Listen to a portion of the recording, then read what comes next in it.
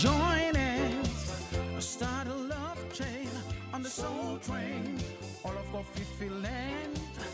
Join hands, start a love chain on a soul train. Starting at 11 midnight till 1 in the morning. Yeah. 97.2 is what you tune into. Yeah. Oh, oh, oh.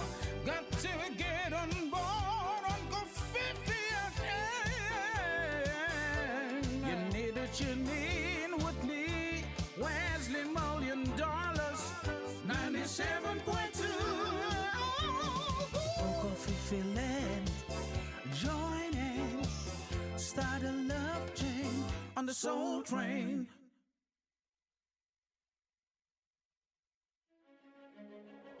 I break every time released curse that would activate in my life as I grow older in Jesus' name. Ecclesia, purpose driven.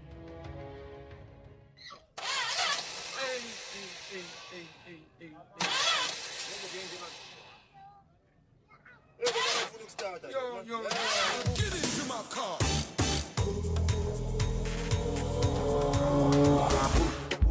The K Drive, Mondays to Fridays, exclusive to Kofifi FM 97.2, where it all began.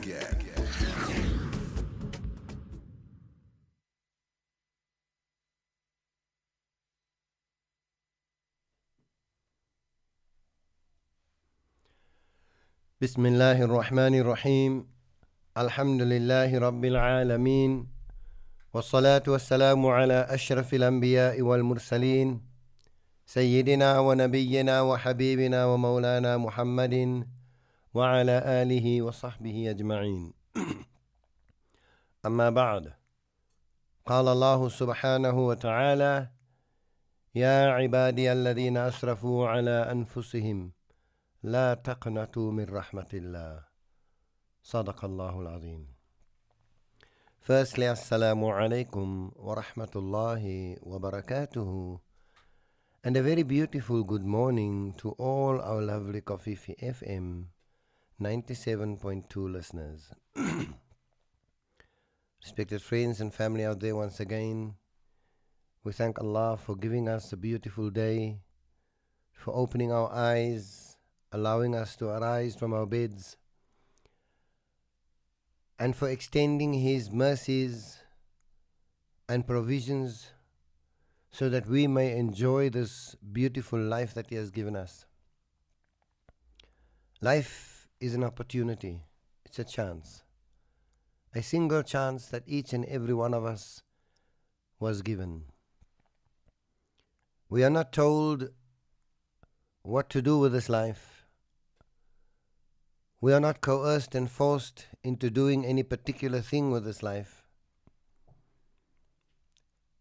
And Allah has revealed His word over and over to people so that you and I would understand that we need to take guidance. It's like when we say, take advice. We need to take the advice that has been revealed to us. We need to take the guidance and hold on to the guidance that was given to us. For this guidance is not a guidance that when I practice upon it, you will be guided, but rather it's a guidance that will firstly work upon the one who receives it, the one who accepts it. That guidance is yours. Personalize it.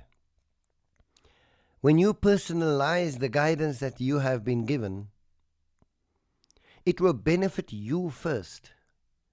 There is no good in doing something to benefit others while you, the doer, will not benefit at all. And this is something that you and I need to understand. Yes, we are advised to do for others. We are advised to ensure that the lives of others are always improved. But what is the use of improving the lives of others when our personal lives are going down the tube? For soon we will not be able to advise, and soon we will be harming ourselves. It is like sadaqah, giving in charity.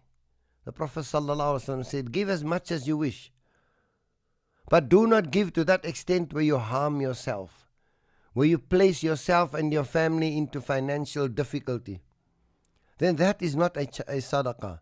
That will not be charity. The first charity begins at home.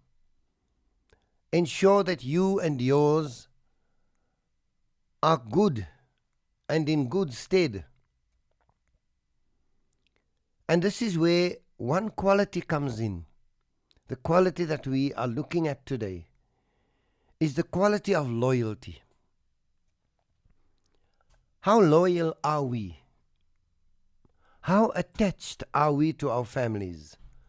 What bond have we formed over the years with our family members and the people who love us? These are the people who nurtured us. These are the people who reared us. These are the people who did for us selflessly, never expecting anything in return. They didn't expect payment from us. They didn't even expect us to do good they didn't expect us to do good to them as they had done good to us.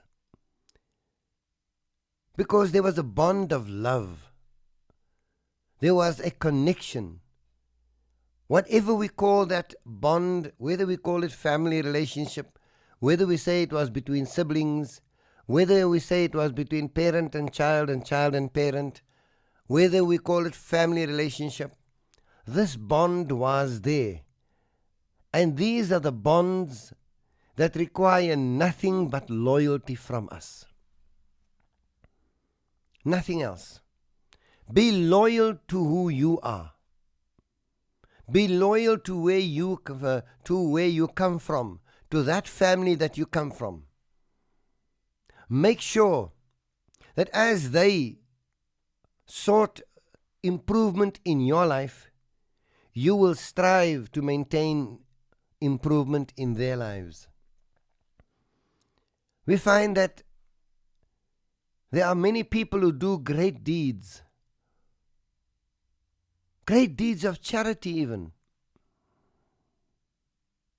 but their own families are suffering. They give north, south, east, west, but here in the middle, their own brother is in need. And then they will question and phone and say, Sheikh, Maulana, can I give sadaqah? Can I give zakah? Can I give so-and-so this or that amount of money? Can I do this? You don't ask anyone when you do for the world. But when you have to do for your own, you need a fatwa. You need a verdict. Where is your loyalty? What loyalty do you have? Are you loyal to the world because of the fame and fortune that you gain from it? And have you lost your loyalty to your own family because you feel they don't do anything for you? And whenever anything needs to be done, you have to do it? Is that it? Then what about all those times as you were growing up? Did your family ever ask a fatwa?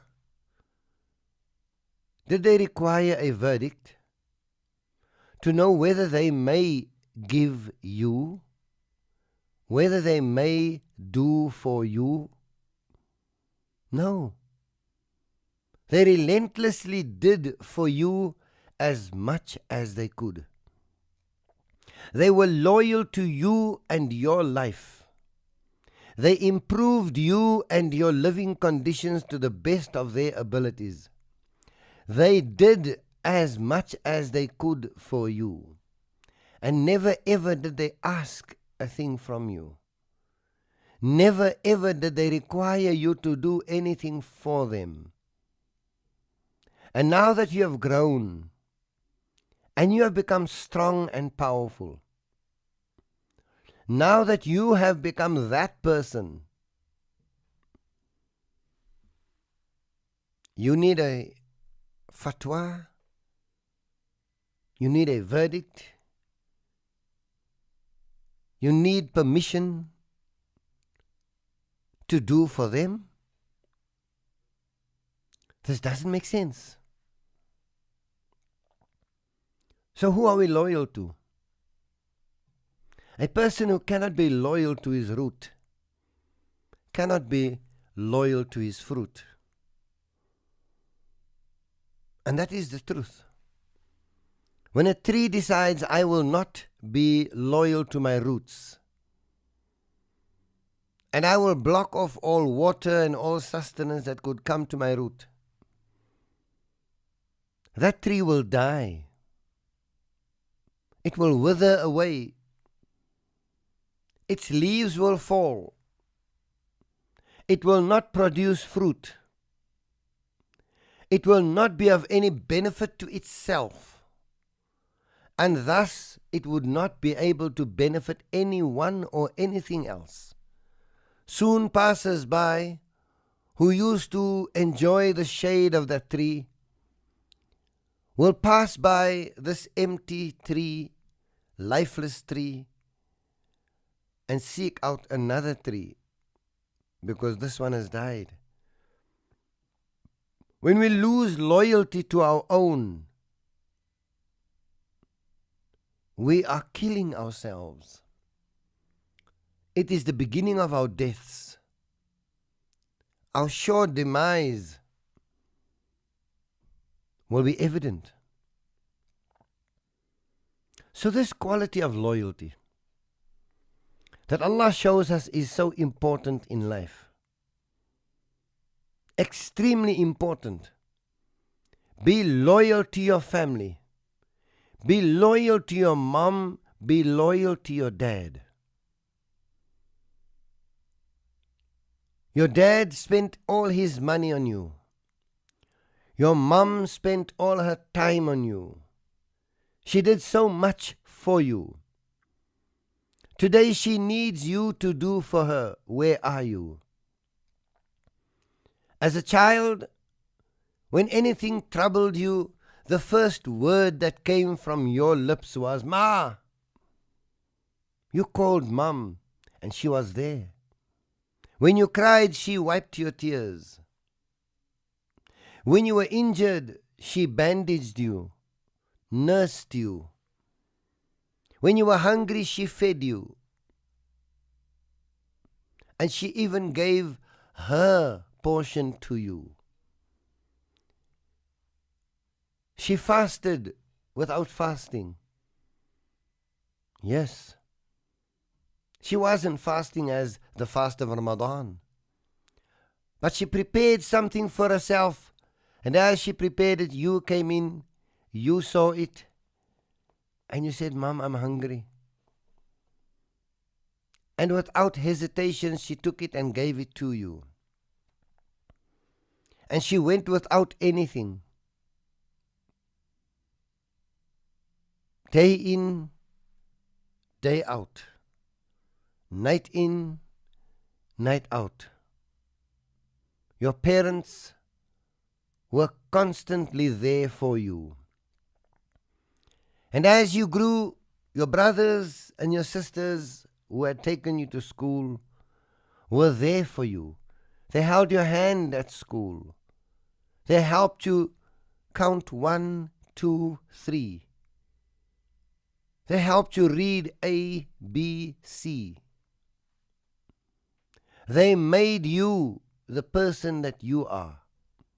How many brothers, how many sisters are there out in the world today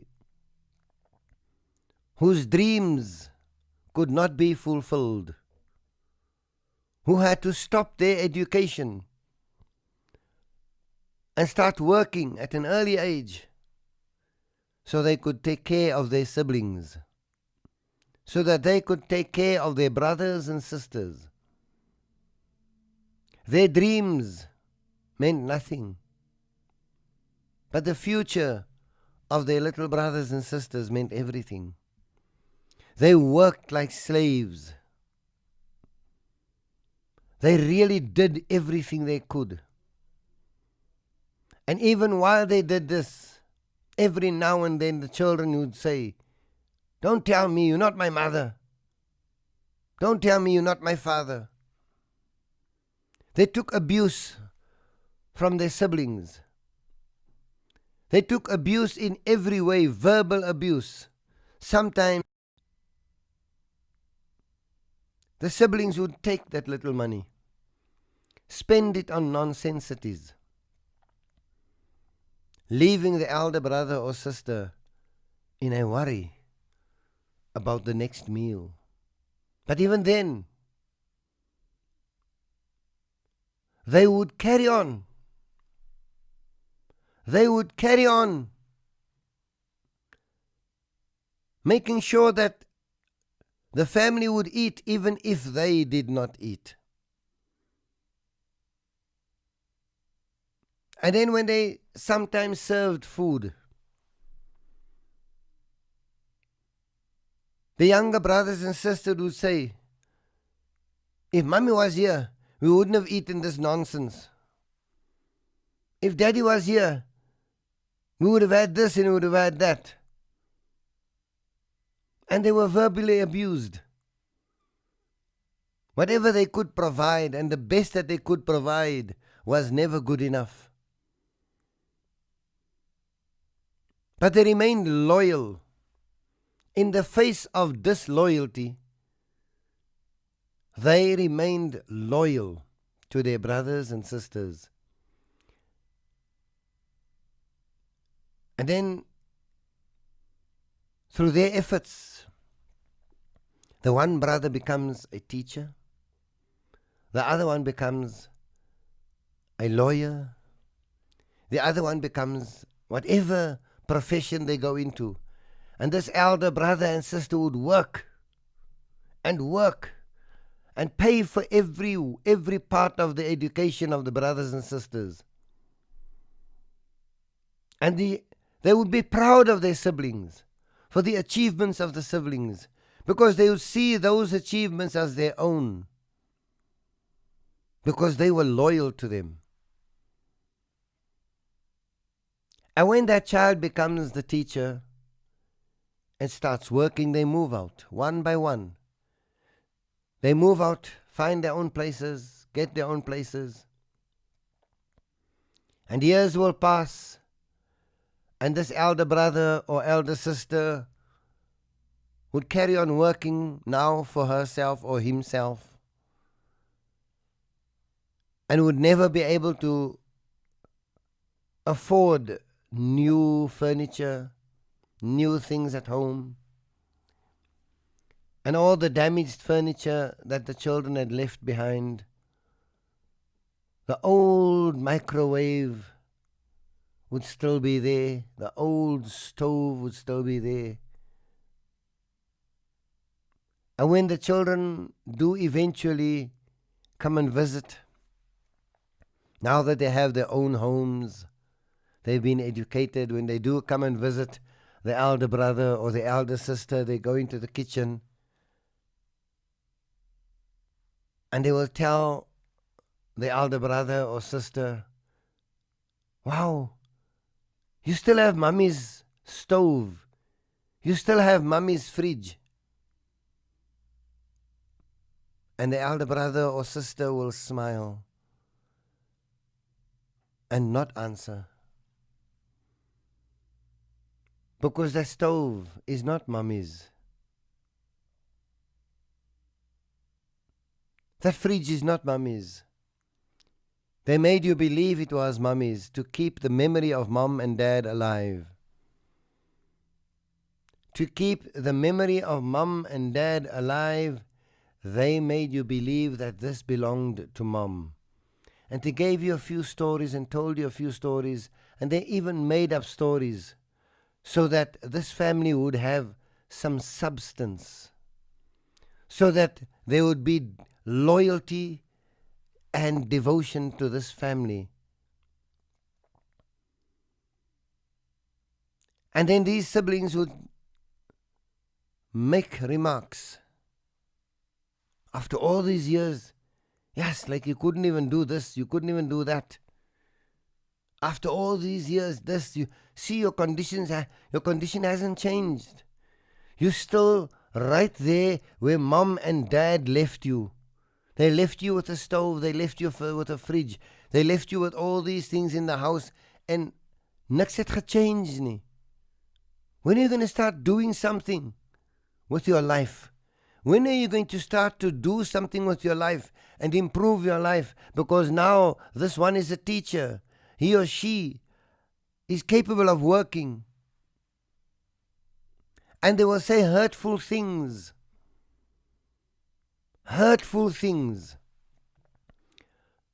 to the brother or sister that reared them. And everything that could have gone wrong, and everything that they thought had gone wrong, will be blamed upon this elder brother or the elder sister. And the fact that the elder brother or sister does not have such a high education, even that will be blamed upon the brother and the sister, saying that if only you had done something with your life, you could have become this, you could have see, I became a teacher, other brother became this, other brother's sister became that. And when you leave, your elder brother or your elder sister sits in tears, because they had spent their entire lives rearing a bunch of ungrateful people, disloyal people, people who in all their intelligence and with all their excellent education do not realize that mom and dad died while they were young. And elder brother and elder sister had to sacrifice their lives to rear the children. Not their own children. Many of them never get married. Many of them are so loyal to their siblings that they sacrifice their entire lives. They sacrifice their happiness. They sacrifice their own education. They sacrifice their lives, their deeds, their ambitions, their aspirations, to ensure that the little brothers and sisters will have a good life. And as the years pass, now that these siblings have grown up, and he or she has made sure that you became a teacher, that one became this, that one became that, each one went into the profession that they wished for. And he or she went to the varsities and the colleges, signed the papers, took those debts upon themselves. But to you as a child, as a person studying, you didn't see the amounts of money that needed to be paid. You were never called upon where these things were concerned. And the debts heaped up and heaped up and heaped up upon the brother, the elder brother, or the elder sister. And no matter how many debts it was, the elder brother and the elder sister remained loyal. And now that you are educated, you are so disloyal. You do not realize that you are what they have made you. And if you argue and say, but yes, I studied hard to become. Yes, you studied hard to become whatever you've become. Who paid for those studies? Who worked themselves to the bone to maintain your studies? Throughout your life, you were on the receiving end. Yes, you're not her children. You're not his children. Yes, they're not your brother, or your mother and your father. They're not. But they were in the position of mom and dad. They did for you everything that mom and dad would have done, and sometimes even more than mom and dad would have done. But you are so disloyal, and you are so ungrateful, that now that you live in the suburbs, you're ashamed to come back to the locations where your brother and your sister live. They live in abject poverty, loneliness. They have nothing. Their ambitions. You were their ambition. Their aspirations. You were their aspirations. Their hopes. You were their hopes. Their desires. You were their desires. And now that you have grown up and you've become what they have made you, you are too ashamed to visit them. When there is any occasion, whether it is Eid, whether it is Christmas, whether it is, no matter what the occasion is, you are too ashamed to invite them to your home. Because when they do come, then you say, yes, like, are you still wearing this old dress? When are you going to get yourself something new? But you don't realize that for the 10 years that you've been a teacher,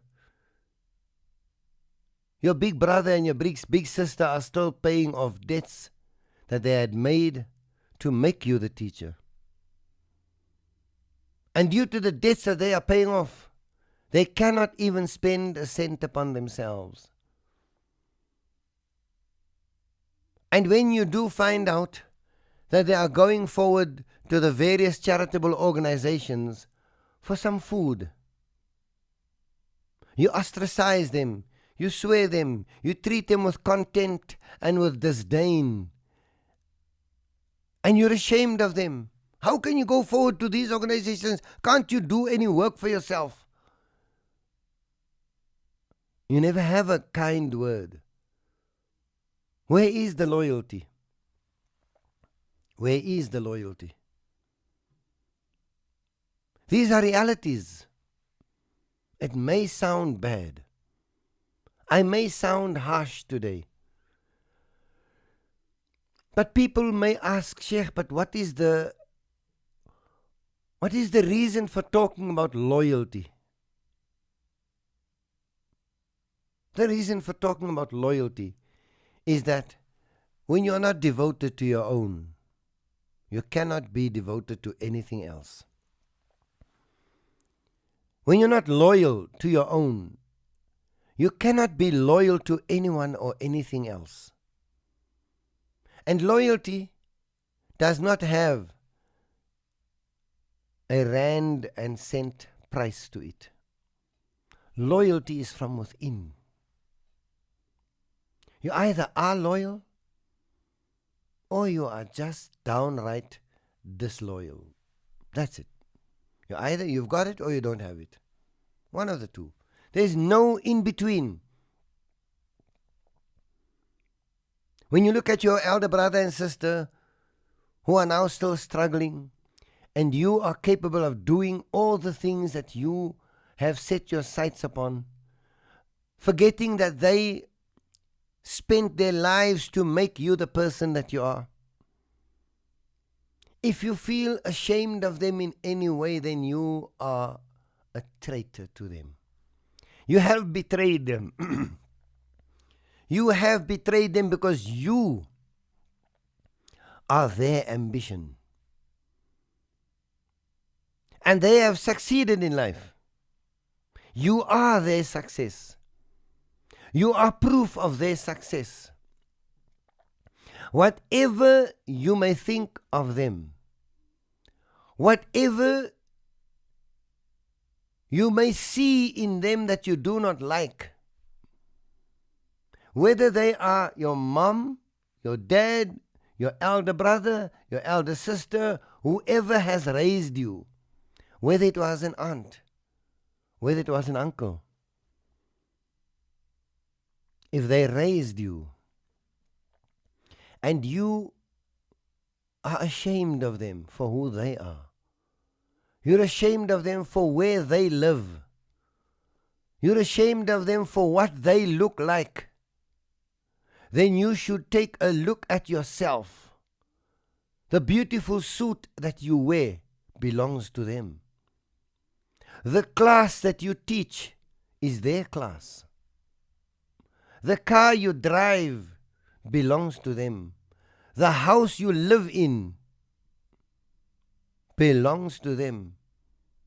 There's one thing that doesn't belong to them, and that is the one thing that you are loyal to.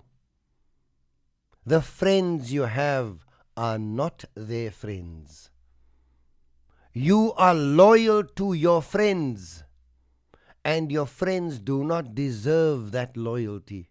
Your loyalty belongs to your roots, to the one who reared you, be they your parents, or as in many cases, your brother or sister, who had to sacrifice their own lives so that you could become what you are today. If you feel ashamed of them, take a look in the mirror and be ashamed of yourself. How many professionals are there out in the world who, when they have occasions at home, functions at home, and any of their siblings who had sacrificed to make them the successful people they are, when their siblings or parents or family members visit them and join that function, they inform people that, no, this is the maid. No, this is the cleaner. This is the gardener. No. I got him here to do this. I got him here to do that. Too ashamed to say that this is my mom, this is my dad, this is my elder brother, this is my elder sister, this is my aunt, this is my uncle. Because we are not loyal. In loyalty, there is one thing that we need to understand. That loyalty requires us to give of ourselves, not to take from others. And we are not talking about taking material things from others, but that dignity and honor that was given to us and that we were reared with. Hand over that dignity to others. Respect others. Honor others. Treat people well. Think good of people. When you see someone with something, do not think, how can he afford this? No. Think well of people. And if you cannot think well of people, then think well of God. Think well of Allah. The very same Allah who gives you that which you need and require is giving this person. And now that Allah gives this person, why are you feeling pain? Why are you questioning it? Loyalty is so deep rooted within us and should be so deeply rooted in us that nothing should sway us from our loyalties. Know who you are. Know where you come from.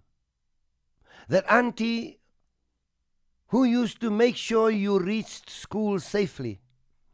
As you walked down the road every morning, she stood at her gate. And you greeted her, and she greeted you. And she watched you as you walked down the road, reaching school safely. Now that you have become that which you wanted to become, go and see if that auntie is still well. Go and see if you can do something for her. Take a potato, take an onion, hand it over to her. Give her a smile. Go back to your roots. See where you come from. Look at those people who thought nothing of their own lives because they valued your life.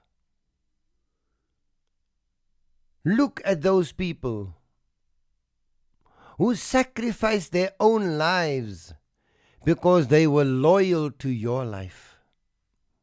Go back to them. Thank them. Be good to them.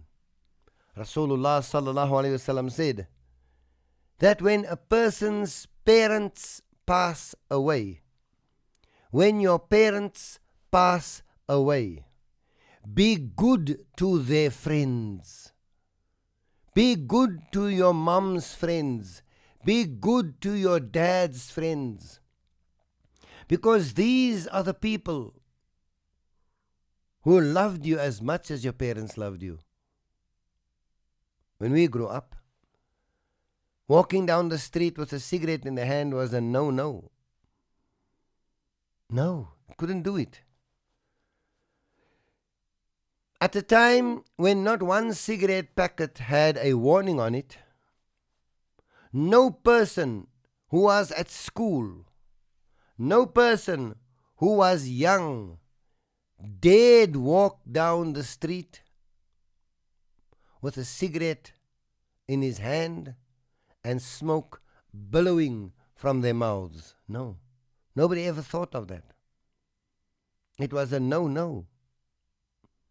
Today, when all of these things that are smoked have got all the warnings on it, from heart attacks to cancer to every warning that you can find on these things, all these warnings are clearly written on it.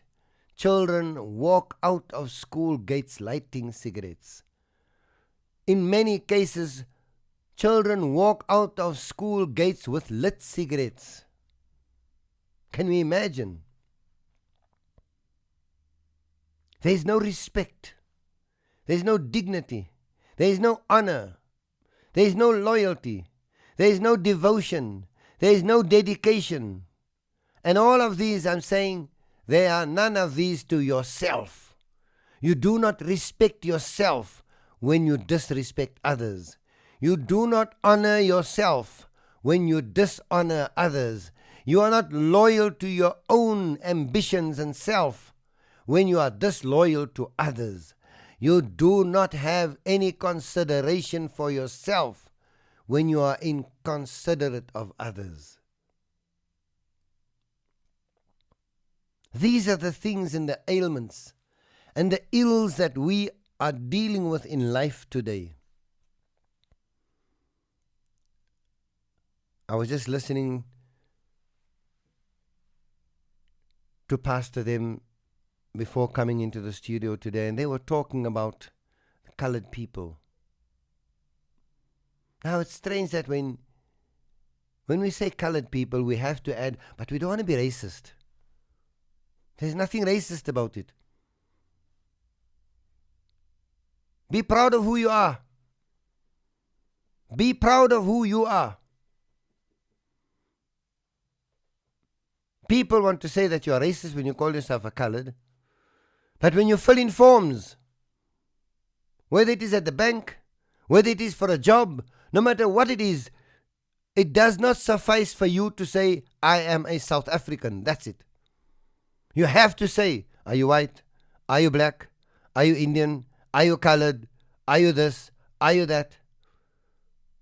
On all the legal documents, it is necessary for you to state who and what you are. But when you claim to be who you are, then you are racist. Doesn't make sense. There is extreme stupidity in it.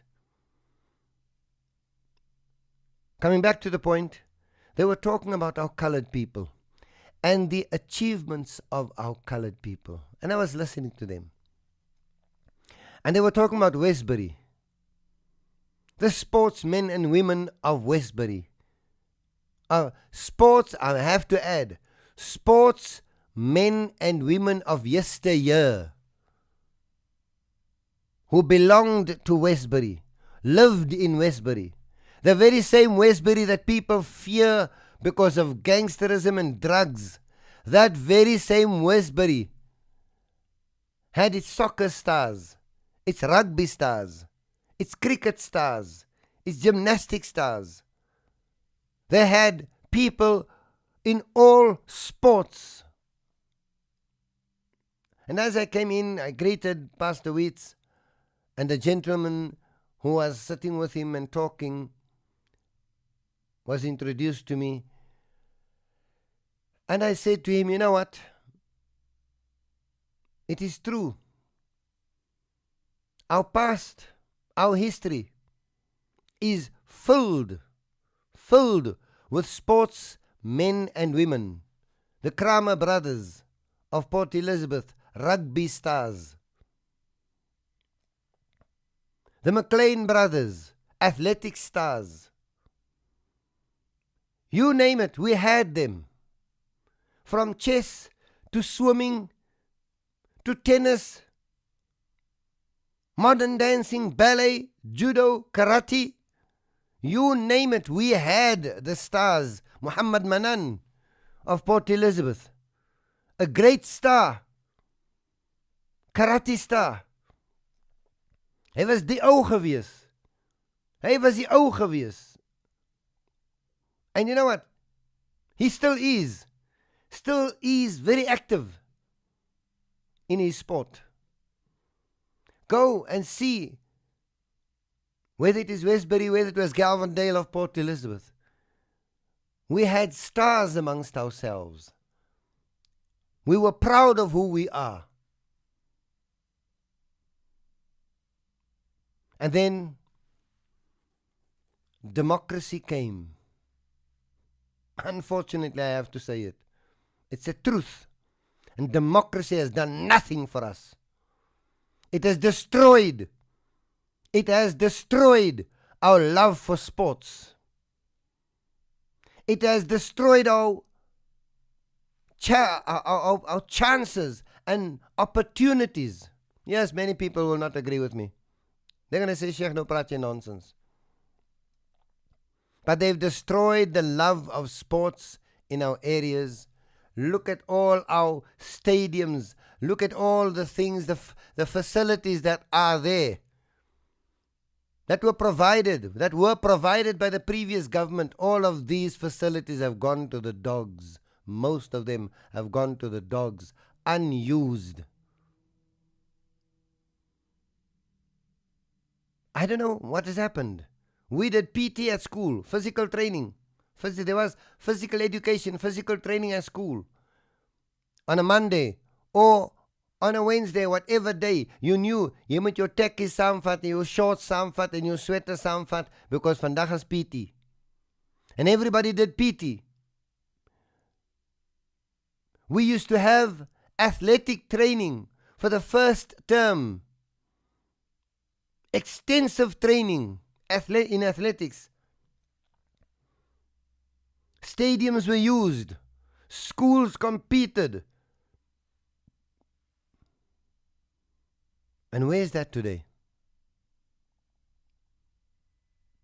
Today, if you want to become anything in any sport, you have to join elite clubs.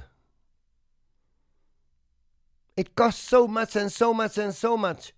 Whereas previously,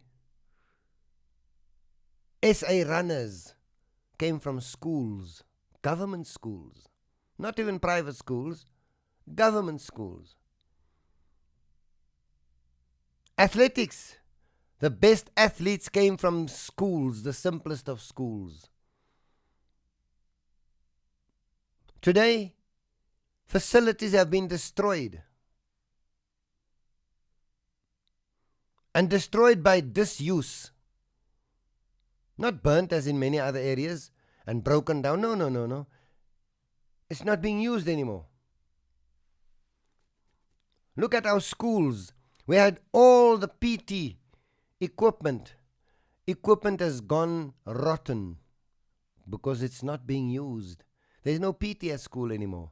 There are no soccer teams. The school doesn't have a soccer team. The school doesn't have a rugby team. The school doesn't have a tennis team. The school doesn't have a chess team. The school doesn't have this. The school, in other words, if you want these things, you need to go to Model C schools, or you need to go to private schools, or you need to go to this type of school or that type of school. Where are those schools that worked in the areas, in the location, amongst our people, for our people, from our people, with our people, by our people? Where are those schools? And when this was systematically removed from our people, drugs were imported and brought into our areas. It's a fact. People may not like what I'm saying, but when we grew up, drugs was nie 'n colored mense ding nie. Colored mense het dagga gerook, ja, en baie min van hulle. Colored mense het 'n joint gerook. What did they call that joint now again? The whites used to call it a joint. A slow boat.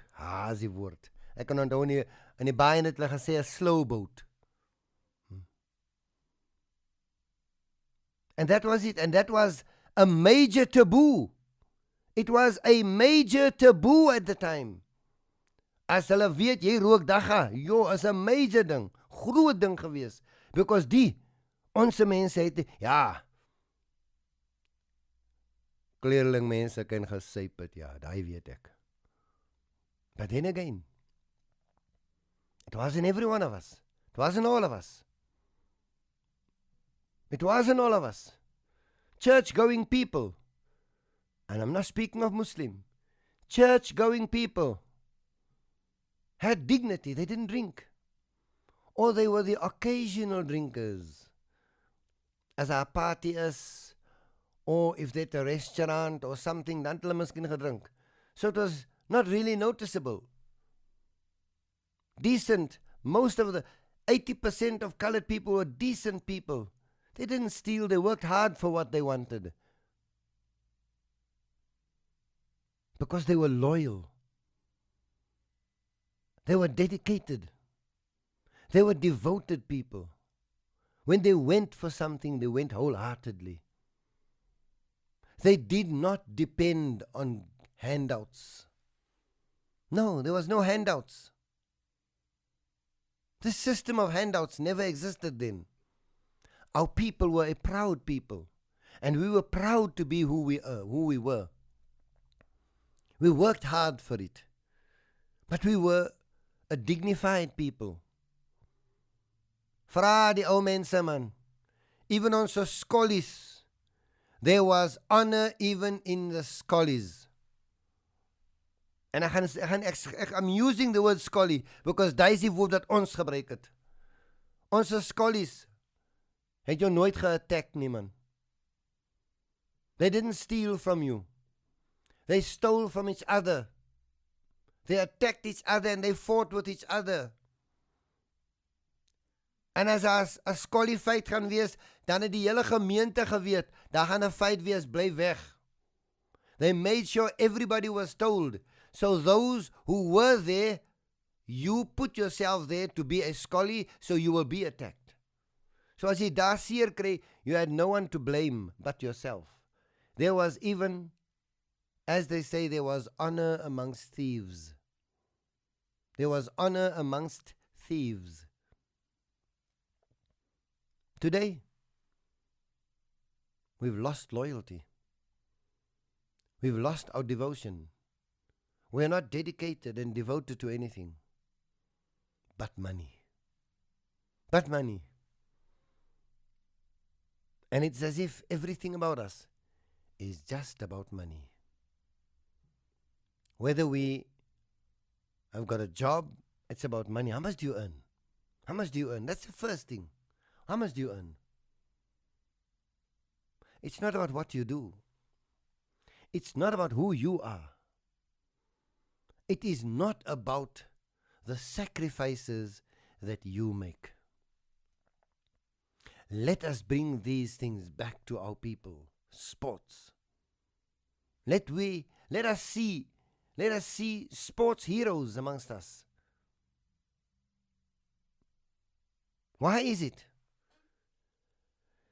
that we don't have these things?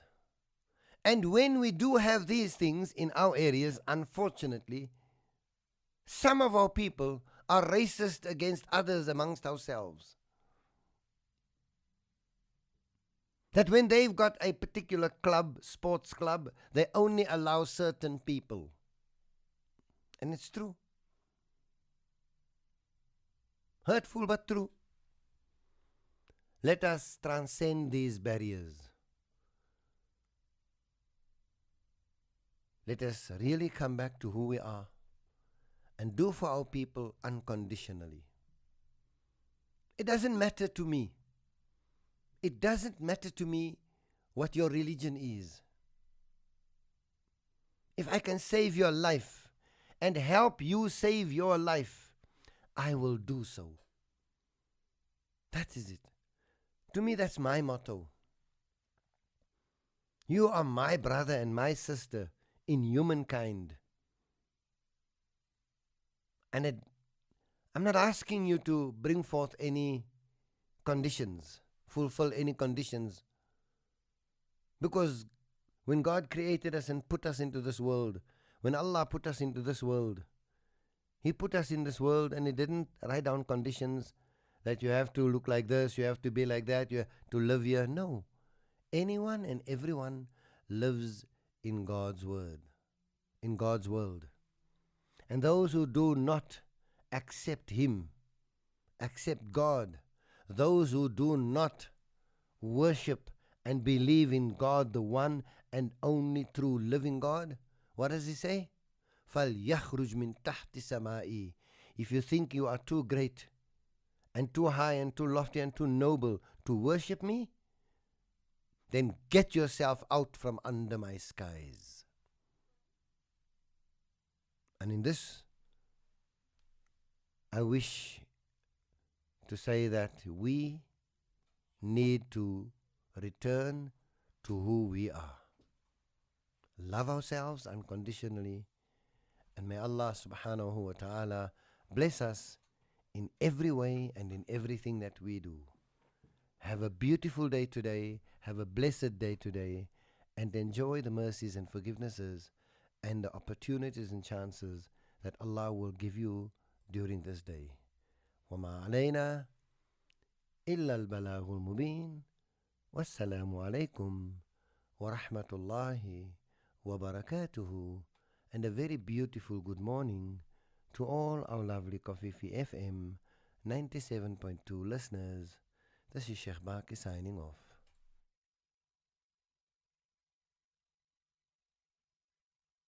La ilaha illallah. La inna Allah wa malaikatahu yusalluna ala nabi. Ya ayyuhalladhina amanu sallu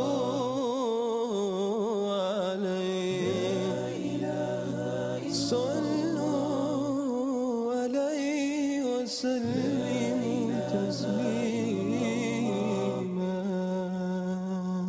لا إله إلا الله.